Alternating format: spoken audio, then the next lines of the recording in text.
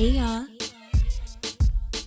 it's the one and only Mrs. C. Chrissy. Hey y'all, it's the one and only Mrs. C. Chrissy. And my mic therapy today is all about instant gratification. So we are living dead in the middle of the age of Amazon, the age of Uber Eats, DoorDash, all of the above. And it's ruined me. It's ruined me. So y'all, my son called me out the other day. He hit me with, "Hey mommy, how much money do you have in the bank?" And I had to check him. I'm like, who are you talking to? What? I mean, the nerve of you to ask. You don't ask all of that. But why are you asking? I really had to stop myself and say, why are you asking? There must be a reason. And he says, because you're always buying stuff. And again, defense mode. I work hard. Most of the stuff I'm buying is for y'all anyway. Like, I went off. But again, stopping myself and saying, why is he saying this? You know, he really just kind of he kind of checked me. He dropped the bomb on me. And I had to realize the immature example I was setting. You know, if you want something, no questions asked, just go out, get it, buy it now. I mean, if I need something, Amazon can get it here in a few hours at most. And I have put them to the test plenty of times. And I'm embarrassed to say a little bit. Sometimes the only thing that stops me, the only reason that I stop and think, do I really need this? Is the rare occasion that Amazon can't get it to me same day or at least by the next day, because that's what I'm used to. And we live by more than a few warehouses, so that rarely happens. So the example I'm setting is not really displaying the thought process that really goes into distinguishing your wants from your needs and how you process those thoughts. And he thinks I'm rich. So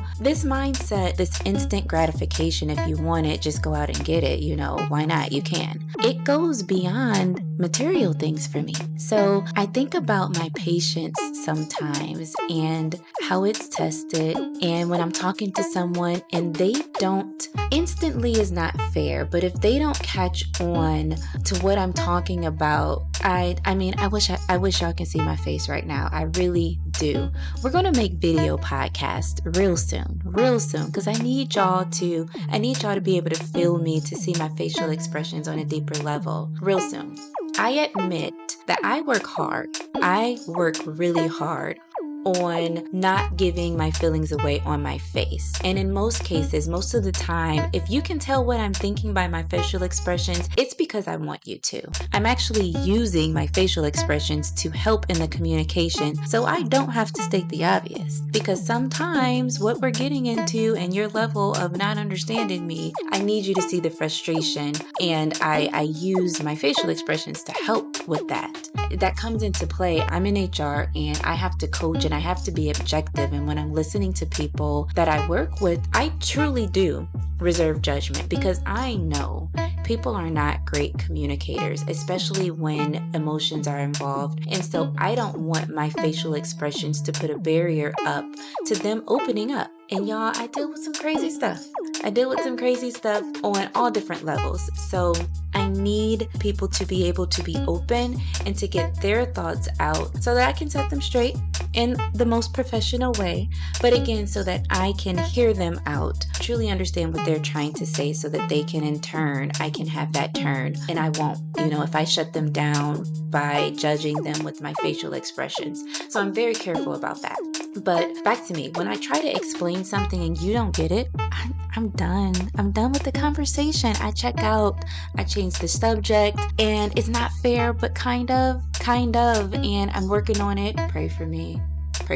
I have to get better at that. I think I'm a pretty clear communicator, but I'm impatient. That instant gratification, I feel like you should just be on my level. I said it, one way, I said it another way. You should just be on my level. So it's wrong. Pray for me. Maybe this is why, I even take it into working out. Something, as simple or not simple, because I would have done it by now.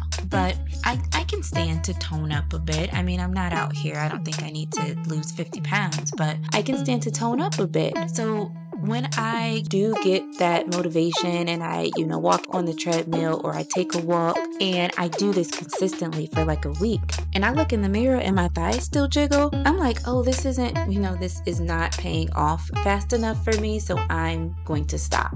It's funny. It's funny. And I know that's not how it works.